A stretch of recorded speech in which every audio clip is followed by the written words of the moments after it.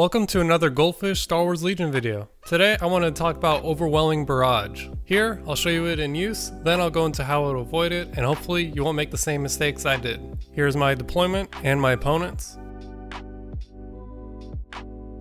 These are cover 2, and these are line of sight blocking. Round 1, my opponent played Overwhelming Barrage, and I did standing orders, allowing him to go first. Officer aims and spotters to themselves and targets my T-Series. The command card has Blast, so all this cover means nothing.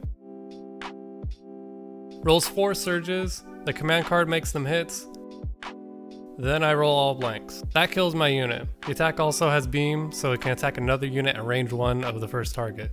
I'm not going to go into that as there's no point. I've lost control of the right side of the board. The rest of this video I'm going to talk about the command card and how to avoid this and what this affects. Now the example shown here is definitely an edge case, as Legion Dice Simulator says that the chance of getting 4 hits through white defense dice should have been about 7%. The average hits on an attack like this would have been about 2 hits, but then you factor in the 2 aims, it's more like a 37% chance for 4 hits with an average of 3 hits. Ways to avoid this? More terrain! If you're going against a Blizzard Force and the table is set up similar to this, get some line of sight blockers. Now if you're playing at a tournament, this shouldn't be an issue as shown in these photos. These are some good examples of terrain that you should attempt to recreate for your games.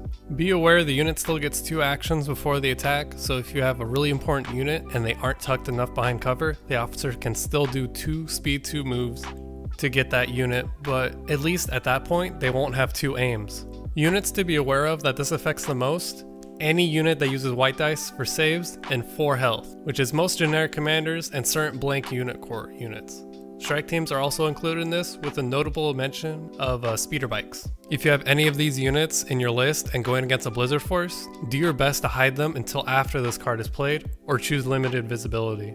Now if you decide to run the risk and your unit survives, be aware speeder bikes are very popular with Blizzard Force and can reach out to your unit within 1 activation.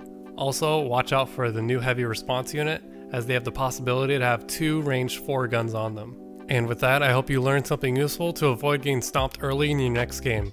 Thank you for getting this far into the video. Let me know if you like these shorter form videos or prefer the longer battle reports, and comment if you'd like to see the rest of this battle. Spoilers, it doesn't go well for me.